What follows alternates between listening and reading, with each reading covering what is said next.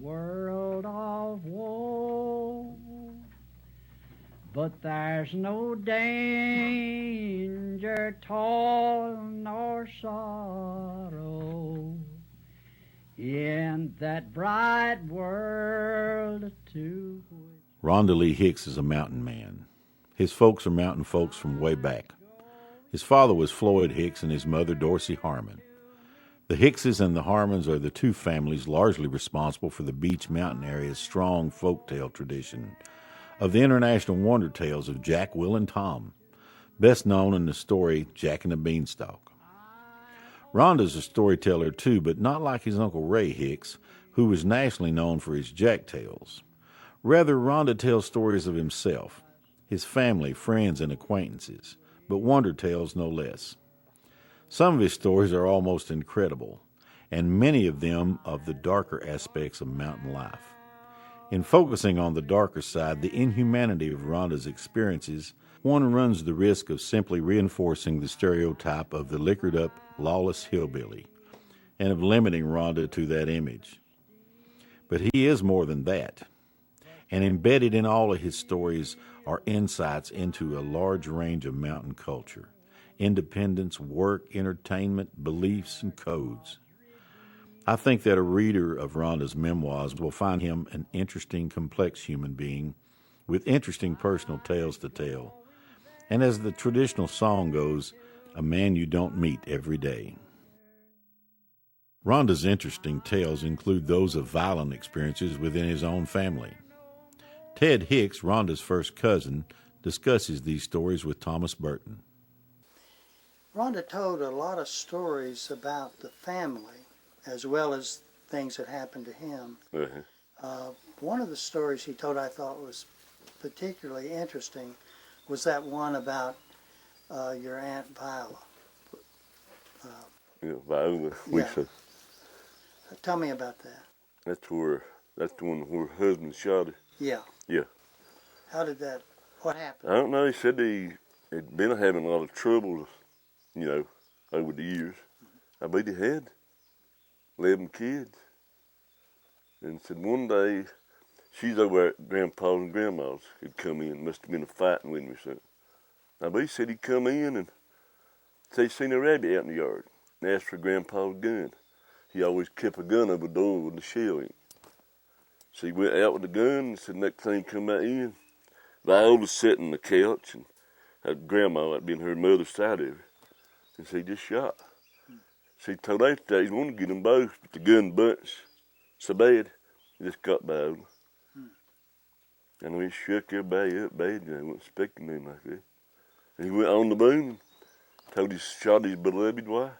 He gave himself up? Gave himself up, yeah. What, didn't some others plan on going and getting him? Yeah. Who's that? I think it's some of her brothers. I bet she had one brother, been my uncle. And there might have been some more, I said it. But see, that might have been the reason why he went and turned himself in. Yeah. He knowed some of the family might get him, There was a really interesting story you told, and your mother added to it, when Viola was killed, that she had a warning about it. Tell me about that. Yeah, Mama. Let's see. I think we was all in school.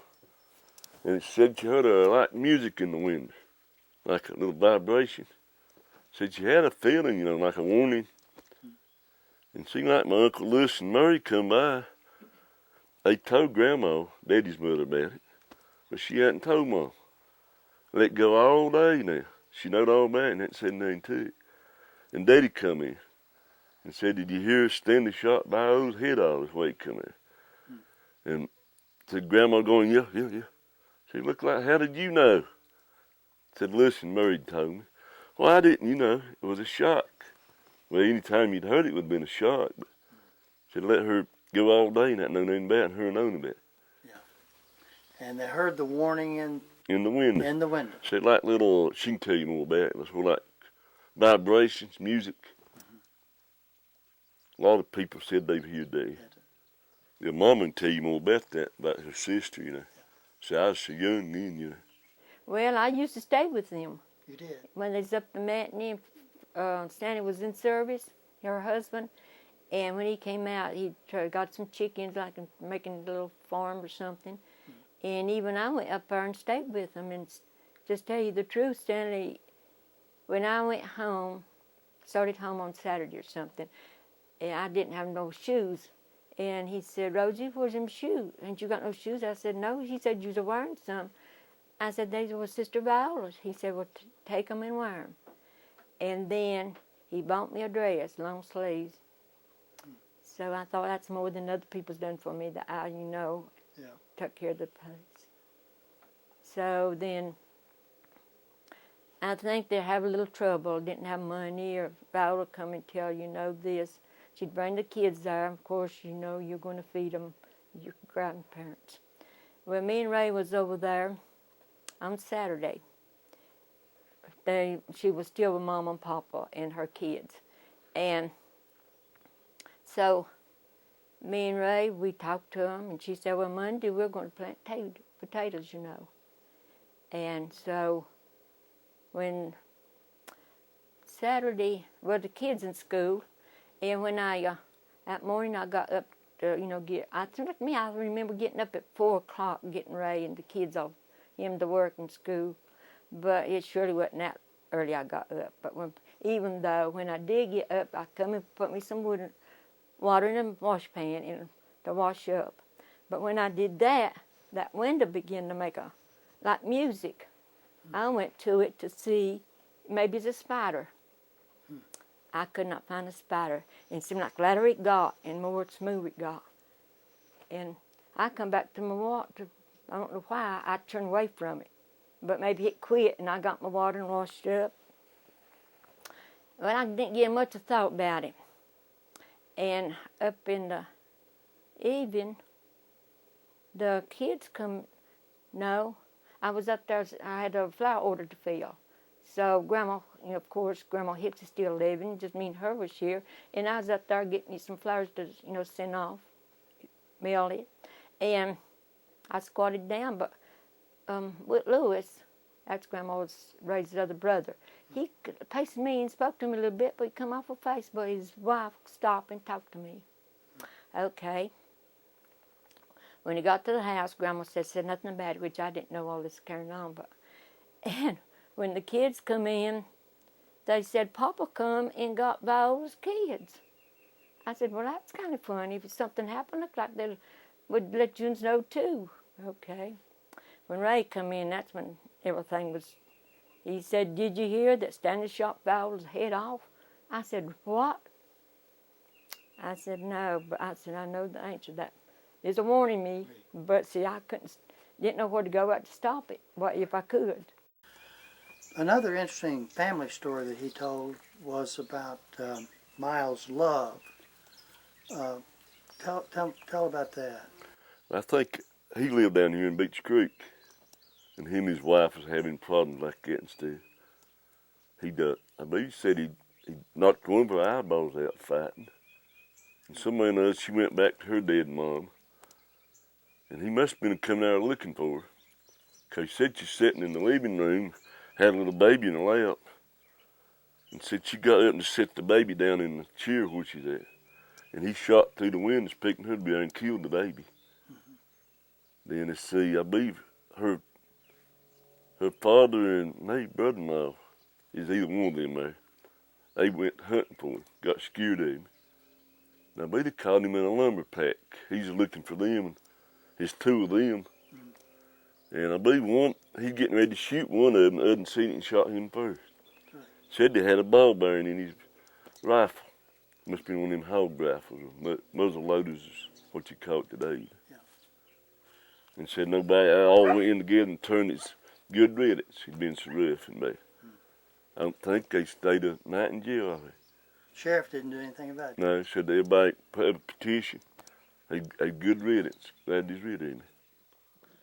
Those two brothers he tells about must have been pretty rough. Yeah, I think the oldest one wasn't too bad, Denny. But Gordon he's 2 years older than Ron. I don't mean his brothers. I mean those. You remember those two brothers he talked about? Okay, yeah, I remember. Yeah. And then Let's listen to Rhonda tell the story himself. And the one who said he A whole bunch was a drinking, and they was brothers, but one had I guess he was 12-year-old son. So he run out of beer, and his daddy told him to go to the car to get some more beer, and his uncle told him not to go.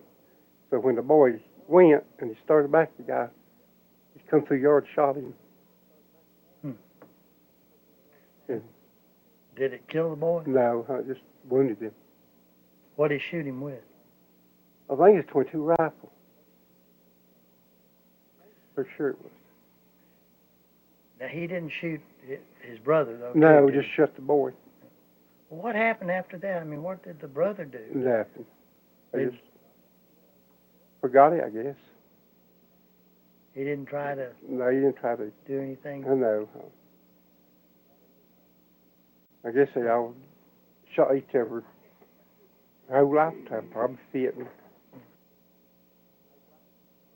Well, yeah, I think the whole family did it all their life. Stuff like that.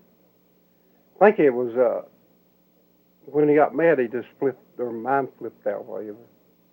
Because if they wasn't, if they just sat around, they best friends you had in the world.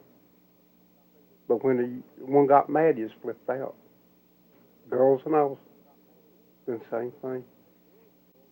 Because there's one, well, it was two of his sisters, and a brother got drunk, and he was a barn there, and this old man lived across the street from him. He's about 80-year-old. They went in there and got drunk, set the barn on fire, and burned it down. And the old man told on the girls. Really? They didn't tell on the brother. They sent him to prison about 5 years. And then when he got out, their brother took a pair of steel knuckles and got that man down in the road and tried to kill him, but he said he didn't get the job done. Said he was just laying there when he left him. But the old man lived. I bet he didn't hang around that much no more. Did you have much contact with Rhonda when he was growing up as a boy? No, not really, no. It was just the three oldest ones, and I stayed with Dorsey and let her do her work, gather herbs or berries or things, and she'd take us out and have a blanket and spread it out because the kids was pretty small. So now Rhonda and the Rhoda Jean, I didn't, just now getting acquainted with them. Yeah. They have helped us a lot since through our sickness, I'd have to say that. When you call Rhonda, he's ready to come and take you to see your doctor or to the store, or he's always, and he come lots with Ray being here. I think he really hate to see Ray being that sick, but he would come. And He's done a lot for Ted too, and taking him to oh gosh, dialysis, he has, hasn't he? When the apple cart, not available or they're not running. Rhonda has done lots for us. We have to say that. Rhonda, after he got out of the Army mainly, well, he got some trouble in the Army, but after the Army got in a good bit of trouble. Did the family know much about that? Oh, no. Well, we didn't know nothing. Sister May didn't even know he'd been in service. Now, that's how much as we knew about them. Is that right? Uh-huh. So I don't know. Was it May who said some of the stories she heard, she thought, He's just making them up. Yeah. Mm-hmm. was that May? He said if his mother knowed he was in that, she would die. She just couldn't take it. I am a poor wayfaring stranger. Beech Mountain Man, the memoirs of Ronda Lee Hicks, a man you don't meet every day. World of woe, but there's no danger, toil, nor sorrow in that bright world to which I'll go. I'm going there to meet my Father. I'm going there no more to